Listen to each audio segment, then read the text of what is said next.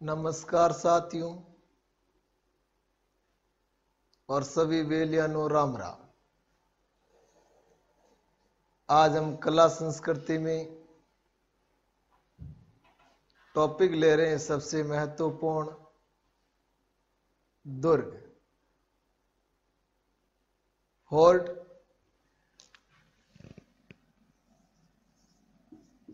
वैसे कला संस्कृति के बारे में सामान्य जो जानकारी वो आपको बता दी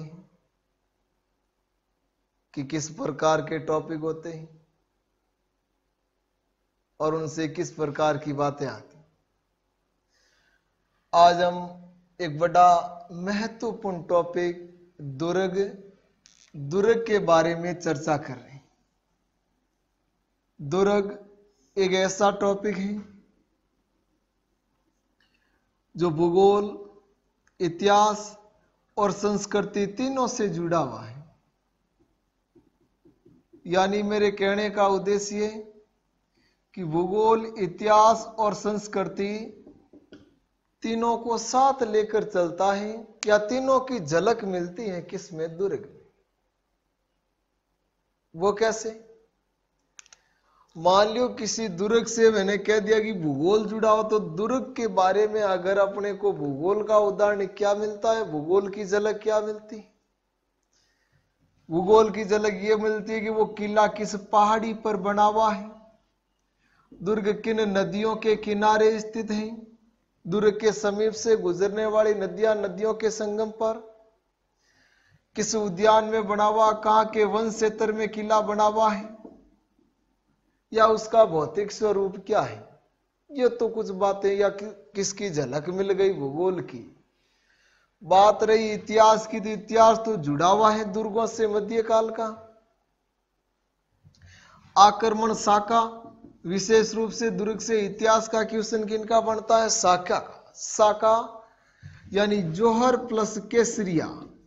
जौहर प्लस केसरिया बराबर क्या कहलाया? शाखा। ये भी विस्तार से देखेंगे जौहर केसरिया क्या होता है, कब किया जाता है, क्यों किया जाता था।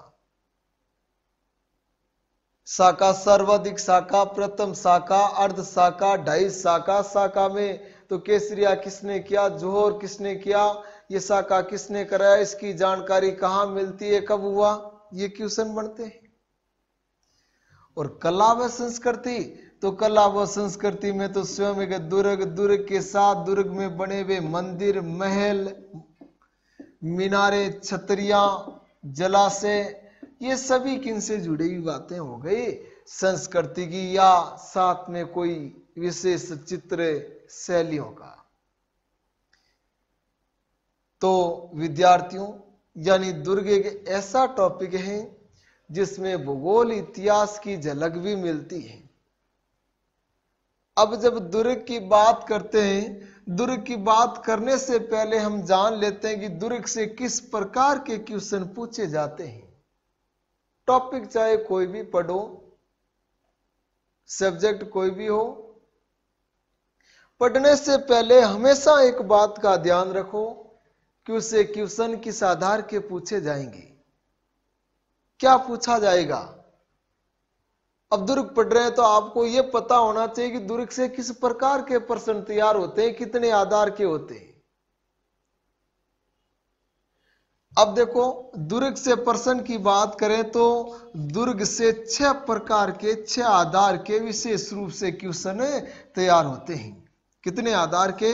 6 आधार के, 6 प्रकार के क्वेश्चन बनते हैं। अब वो 6 प्रकार के क्वेश्चन नंबर 1, दुर्ग की विशेषता। क्वेश्चन नंबर 1 क्या बन रहा है? दुर्ग की विशेषता।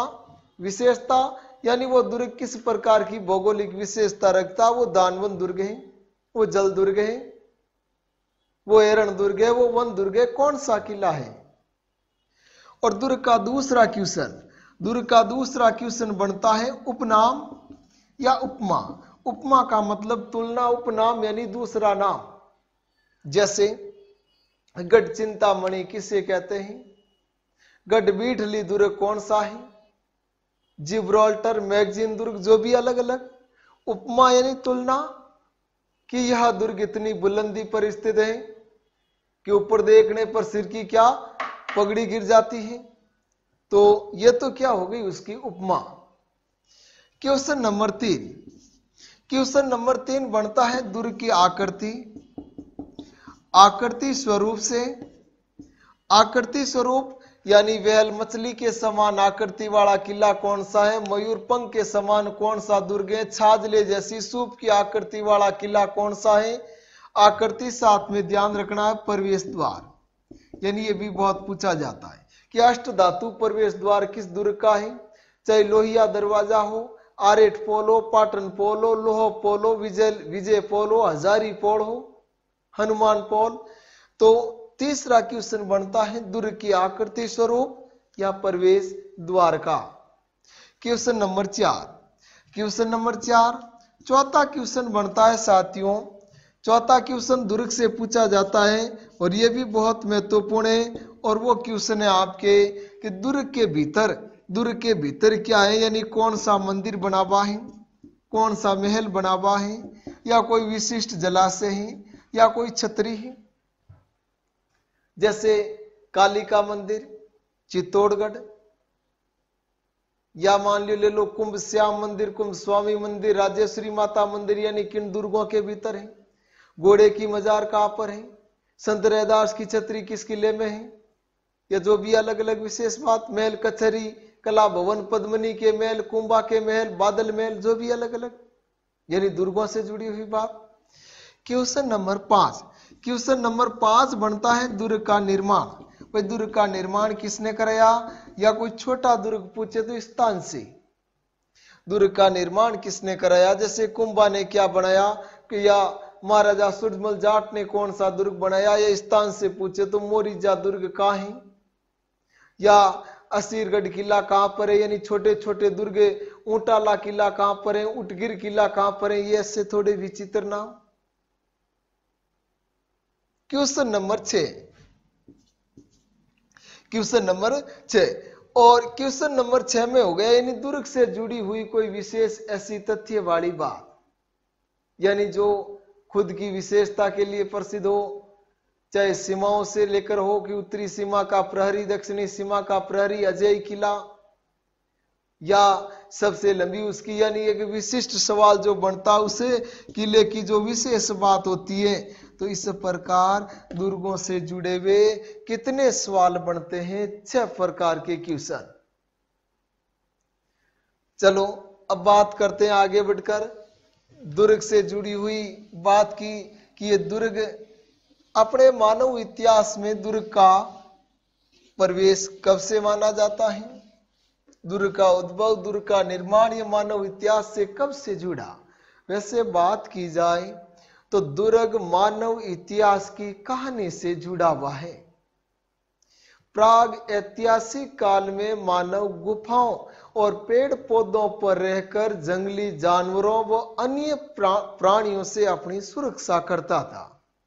मतलब उसके मन में एक सुरक्षा की भावना थी, और उसी सुरक्षा की भावना ने किसे जन्म दिया? दुर्ग को। विद्यार्थियों, अगर आपको पूछे दुर्ग के प्राचीनतम अवशेष, तो दुर्ग के प्राचीनतम अवशेष सिंधु घाटी सभ्यता से प्राप्त होते हैं। सिंधु घाटी सभ्यता में मिलते हैं किनके प्राचीनतम अवशेष? दुर्ग की। रही बात एक दुर्ग की विशेषता पूछ ले, तो एक दुर्ग की विशेषता यानी एक सामान्य दुर्ग की विशेषता क्या होती है? मजबूत परकोटा। मजबूत परकोटा मतलब दीवार मजबूत होना चाहिए, परकोटा बहुत ही सुदृढ़ की दुश्मन उसे भेद नहीं पाए, और अभेद्य किला कहलाता है लोहागढ़। मजबूत दीवार में अगर देखी जाए तो सबसे लंबी या बड़ी दीवार है किनकी? कुंभलगढ़ की दीवार, जो भारत की सबसे महान दीवार है और दुनिया की दूसरी बड़ी महान दीवार, 36 किलोमीटर लंबी। दुर्ग की विशेषता मजबूत परकोटा, और मजबूत या सुदृढ़ प्रवेश द्वार, यानी जो मुख्य द्वार हो वो भी क्या हो, बहुत मजबूत, चाहे हाथियों से भी अगर उसे तोड़ने की कोशिश करे तो टूटे ना। इनके अलावा अगर कभी दुश्मन से गिर जाए तो बाहर सुरक्षित पहुंचने के लिए क्या चाहिए, गुप्त प्रवेश द्वार। गुप्त प्रवेश द्वार, शास्त्राग्रह, शास्त्राग्रह यानी जो अपने शस्त्र वगैरह रखने के लिए, सैनिकों के आवास गृह, सैनिकों के आवास गृह, राजमहल। इनके अलावा अपने यानी जो दूसरे अन्न भंडार संचित करना, अन्न भंडार, जल भंडार, ये सभी क्या एक किले की सामान्य विशेषता है। और अगर हमारे राजस्थान की बात की जाए, राजस्थान प्राचीन समय से ही शौर्य व युद्ध स्थल की, मान लियो, क्रीड़ा स्थली रहा है। राजस्थान प्राचीन समय से ही युद्ध व शौर्य की एक क्रीड़ा स्थली है। और राजस्थान के पग पग पर विशाल दुर्ग विद्यमान है जो वीर रणबांकुरों के बलिदान को समेटे हुए हैं। यानी अगर राजस्थान को गढ़ों का, दुर्गों का नगर भी कहा जाए तो कोई अतिशयोक्ति नहीं होगी। दुर्ग अगर देखा जाए, सबसे पहले दुर्गों का सही रूप से वर्गीकरण, तो दुर्गों का सर्वप्रथम वर्गीकरण क्या था, आचार्य शुक्र ने। और शुक्र ने अपनी पुस्तक शुक्र नीति में दुर्गों को 9 भागों में बांटा। कितने भागों में, 9 भागों में विभाजित किया। आचार्य शुक्र ने अपनी पुस्तक शुक्र नीति में दुर्गों को 9 भागों में विभाजित किया। और शुक्र ने दुर्गों के जो 9 भाग बताए, उनमें शुक्र के अनुसार सैनिक दुर्ग सर्वश्रेष्ठ दुर्ग है। आचार्य शुक्र के अनुसार कौन सा दुर्ग है, सैनिक दुर्ग सर्वश्रेष्ठ है। सैनिक दुर्ग सर्वश्रेष्ठ है, ये कौन मान रहे हैं, शुक्र। यानी आचार्य शुक्र का मानना है जिस शासक के पास एक मजबूत या चतुर वीरों वाली अभेद्य सेना हो कि वो किसी भी दुश्मन को पस्त कर सके या उन पर विजय हासिल कर सके, तो सैनिक दुर्ग यानी चतुर वीरों वाली मजबूत सैनिकों वाली सेना। दूसरा भाग गिरी दुर्ग। गिरी किसका पर्यायवाची है, पहाड़ी। तो सामान्यतः सीधी सी बात है कि एकांत पहाड़ी पर, ऊंची पहाड़ी पर बना हुआ किला क्या कहलाएगा, गिरी दुर्ग। और कौटिल्य व मनु, कौटिल्य यानी चाणक्य, कौटिल्य व मनु के अनुसार सर्वश्रेष्ठ किला है कौन सा, गिरी दुर्ग। कौटिल्य व मनु ने सर्वश्रेष्ठ माना है किसे, गिरी दुर्ग को। तीसरी बात, कौटिल्य और मनु ने गिरी दुर्ग को श्रेष्ठ क्यों बताया। कौटिल्य का मानना है, अगर मान लो कि एकांत ऊंची पहाड़ी पर किला बना हुआ हो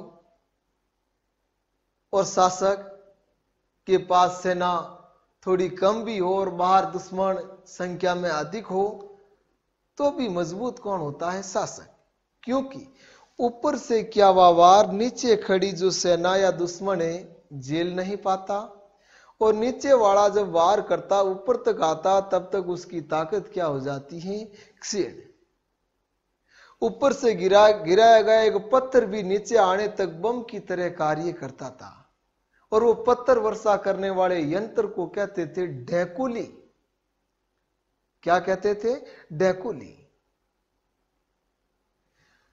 तीसरा दुर्ग दानवन। दानवन यानी विशाल रेतीले टीले या मान लियो मरुस्थल में बना हुआ किला क्या कहलाया, दानवन।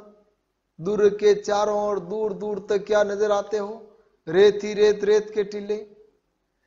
अब दानवन दुर्ग तो सीधी सी बात है आप लोग भूगोल में पढ़ते हैं कि राजस्थान के 12 जिले मरुस्थलीय हैं, या जो पश्चिमी मरुस्थल भूभाग है 61.11% संपूर्ण राजस्थान का क्षेत्र।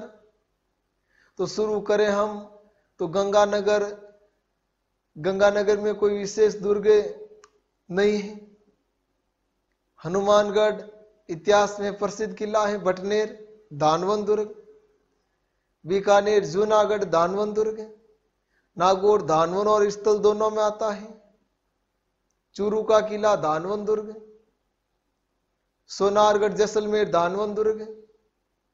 लेकिन जो मारवाड़ का मेहरानगढ़ है ना, वो एक बहुत बड़ी पहाड़ी पर बना हुआ है, तो वो दानवन में ना आकर किस में आता है, गिरिदुर्ग में। तो दानवन दुर्ग का सबसे अच्छा उदाहरण हो गया सोनारगढ़। कौन सा गढ़? सोनारगढ़। चौथी बात जलदुर्ग। देखो जलदुर्ग का सबसे अच्छा उदाहरण कौन है? गागरोन। सैकड़ों बार पूछा गया है, निम्न में से जलदुर्ग का उदाहरण है या जलदुर्ग कहलाता है। जलदुर्ग का मतलब यानी चारों ओर जल से घिरा हुआ हो, एक टापू जिस पर बना दुर्ग। लेकिन यह भी ध्यान रखना, चाहे चारों ओर टापू पर बना हो, जल से घिरे हुए टापू पर, या किसी प्राकृतिक जलधारा, प्राकृतिक कृत्रिम, चाहे नदी हो या कोई दूसरी झील वगैरह। ऐसा नहीं कि किला बनाया और किले के चारों ओर क्या बनाई, खाई, और फिर उसमें लाया क्या, जल।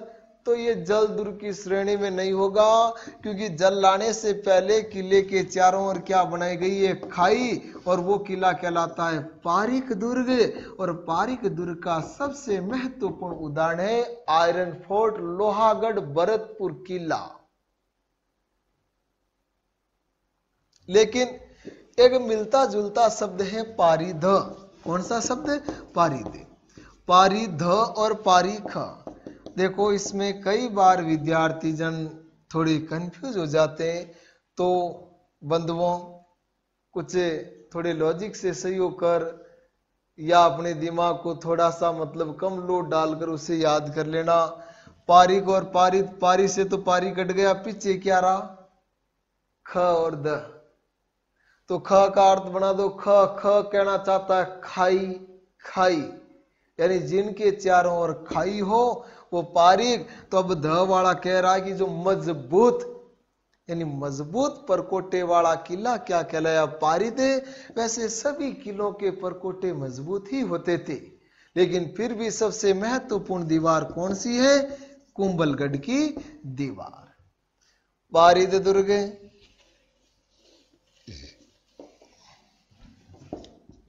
नंबर 7 एरण। एरण किला। एरण दुर्ग का मतलब है ऐसा दुर्ग या दुर्ग इतने विकट रास्ते पर बना हुआ हो कि दुर्ग तक पहुंचने का, जहां पे किला बना हुआ है वहां तक पहुंचने का एकमात्र रास्ता हो, और वो भी रास्ता क्या, रुकावट पैदा करता हो। दुर्ग तक जाने के लिए आपके रुकावट पैदा करता हो, चाहे खाई पत्थर कांटों से दुर्गम हो, चाहे रास्ते के बीच में और छोटे छोटे दुर्ग बनाए गए हो, यानी एकमात्र रास्ते वाला, और वो भी दुर्गम रास्ते वाला किला क्या कहलाता है, एरण दुर्ग। एरण दुर्ग का सबसे महत्वपूर्ण उदाहरण है रणथंभौर किला। कौन सा किला, रणथंभौर दुर्ग, जहां तक पहुंचने का एकमात्र रास्ता और बीच में रास्ता रोक रहा है कौन सा दुर्ग, जैन किला। और जैन दुर्ग किन की कुंजी कहलाता है, रणथंभौर दुर्ग की कुंजी कहलाता है। पार्ट नंबर 8 वन दुर्ग।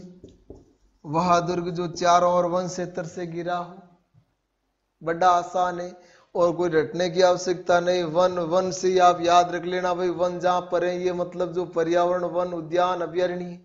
और प्रथम राष्ट्रीय उद्यान कौन है, रणथंभौर वन दुर्ग का उदाहरण है, सरिस का वन दुर्ग का उदाहरण है। और अंतिम ले लियो 9वां पार्ट सहाय दुर्ग। सहाय दुर्ग का मतलब जिसमें हमेशा अपने प्रियजन सहयोग करने वाले हो, किले के भीतर कोई गद्दार उत्पन्न ना हो, नालायक ना हो, और शाही दुर्ग की श्रेणी में विशेष रूप से आते हैं चित्तौड़गढ़ व लोहागढ़। बाकी अधिकांश किले अगर दुश्मन द्वारा जीते गए तो अपने गद्दारों की वजह से जीते गए। आज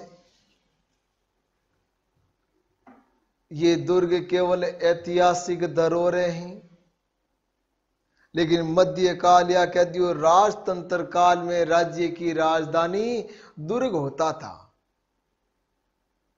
चाहे वो विशाल साम्राज्य हो या फिर साम्राज्य थोड़ा छोटा हो। आज ये केवल ऐतिहासिक धरोहरें हैं और इन्हीं धरोहरों के संरक्षण के लिए काम करता है कौन? यूनेस्को। और यूनेस्को ने राजस्थान के 6 दुर्गों को, कितने दुर्गों को? राजस्थान के 6 दुर्गों को विश्व धरोहर सूची में शामिल किया है। विश्व धरोहर सूची में शामिल किया है। यूनेस्को का मुख्यालय पेरिस।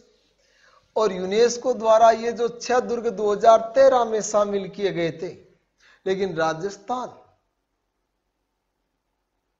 की प्रथम स्थल या प्रथम जगह जो विश्व धरोहर सूची में शामिल है वो जंतर मंतर, और भारत में सर्वप्रथम अजंता एलोरा गुफाएं व ताजमहल को विश्व धरोहर सूची में शामिल किया था।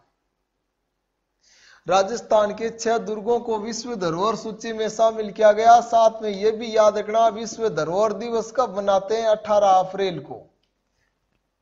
विश्व विरासत दिवस या धरोहर दिवस 18 अप्रैल।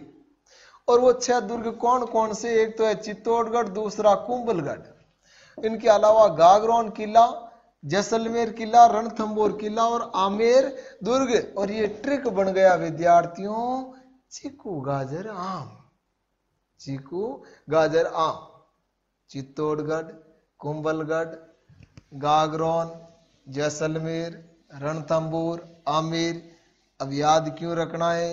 यहां से अगर एग्जामिनर क्वेश्चन पूछे तो क्वेश्चन ये बनता है, निम्न में से क्वेश्चन पूछे तो कैसे बनता? देखो सा, निम्न में से कौन सा दुर्ग विश्व धरोहर सूची में शामिल है या नहीं है, या इनको कब शामिल किया गया। और देखो अब दुर्ग में बात आगे बढ़ाते हैं। जब दुर्ग के बारे में इतनी जानकारी पढ़ ले तो हमें यह भी पता होना चाहिए कला संस्कृति में किसका टॉपिक है, कौन सी कला का टॉपिक है। देखो विद्यार्थियों, दुर्ग एक क्या है? भवन है। दुर्ग एक क्या है? भवन। और भवन निर्माण की कला कहलाती है स्थापत्य कला। भवन निर्माण की कला क्या कहलाती है? स्थापत्य कला। तो दुर्ग को हम किस में रखते हैं? स्थापत्य कला में। और राजस्थान स्थापत्य कला का जनक। तो राजस्थान स्थापत्य कला का जनक किसे कहते हैं? राणा कुंभा को। कुंभा को राजस्थान स्थापत्य कला का जनक कहां पर कहा गया? वीर विनोद पुस्तक में। और वीर विनोद के लेखक कौन है? कवि राजा श्यामल दास। वीर विनोद के लेखक कौन है? कवि राजा श्यामल दास। कवि राजा श्यामल दास मेवाड़ के सज्जन सिंह के दरबारी विद्वान थे। कवि राजा की उपाधि सज्जन सिंह ने प्रदान की। इनके अलावा कविराज बीरबल की भी उपाधि थी। कविराज या कवि राजा का अर्थ होता है कवियों में राजा। बीरबल को कविराज अकबर ने कहा था। श्यामल दास ढोकड़िया गांव भीलवाड़ा आर्य 98 में पूछा गया था। आपके कवि राजा श्यामल दास का जन्म स्थान ढोकड़िया गांव भीलवाड़ा। श्यामल दास की दूसरी उपाधि महामहो उपाध्याय केसरे हिंद अंग्रेजों ने प्रदान की थी। कवि राजा श्यामल दास ने राजस्थान स्थापत्य कला का जनक किसे कहा है? कुंभा को। और कवि राजा श्यामल दास के अनुसार राजस्थान में विशिष्ट रूप से या महत्वपूर्ण जो ऐतिहासिक किले वो कितने? 84। और 84 में से 32 दुर्ग 84 में से 32 दुर्गों का निर्माण किसने कराया? राणा कुंभा ने कराया,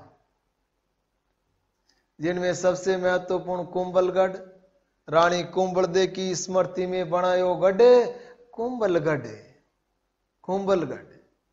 चित्तौड़गढ़ का पुनः निर्माण, या कह सकते हैं चित्तौड़गढ़ का प्रवेश द्वार परकोटा, बसंतगढ़, अचलगढ़, मचान दुर्ग, ये सभी दुर्गों का निर्माण किसने कराया? कुंभा ने। तो राजस्थान स्थापत्य कला के जनक, ये श्रेय किनको प्राप्त है? कुंभा को। तो ये तो अपने दुर्ग की एक सामान्य जानकारी थी, और यहां से भी आपके एक क्वेश्चन तैयार होता है, वो एग्जामिनर किसी भी हिसाब से पूछ सकता है, लेकिन ये तो तय कि जो प्रारंभ से अगर क्वेश्चन पूछे तो बात जो अपन ने बताई वही है। एक तो दुर्गों का सर्वप्रथम वर्गीकरण किसने किया? आचार्य शुक्र ने किया, और शुक्र ने दुर्गों को कितने भागों में? 9 भागों में। इनके अलावा भी वर्गीकृत किया था। कौटिल्य ने दुर्गों को कितने भागों में बांटा था? कौटिल्य ने दुर्गों को बांटा था 4 भागों में। लेकिन विद्यार्थियों, यहां पर एक बात ध्यान देने वाली, कौटिल्य ने दुर्गों को 4 भागों में बांटा, और जल दुर्ग के लिए उसने शब्द का उपयोग किया औदुक दुर्ग। हाँ, ये क्वेश्चन भी तो पूछ सकते हैं आपको कि औदुक दुर्ग का उदाहरण है। अब आप औदुक कम पढ़ते हैं, क्योंकि जल दुर्ग वगैरह वही 9 पार्ट पढ़ते हैं। औदुक दुर्ग का उदाहरण है गागरोन किला, रणथंभौर किला, लोहागढ़, और चौथा दे दे इनमें से कोई नहीं तो हम पढ़ांगे औदुक तो पढ़ियो को नहीं, लेकिन जल दुर्ग को ही क्या कहते हैं? औदुक दुर्ग। और नरपति जयाचार्य ने दुर्ग को 8 भागों में विभाजित किया है। कितने भागों में? 8 भागों में। तो इससे छाप लियो, और ये तो आपके दुर्ग की सामान्य जानकारी थी। अब आगे शुरुआत करते हैं दुर्गों का विस्तार से। इति सिद्धम।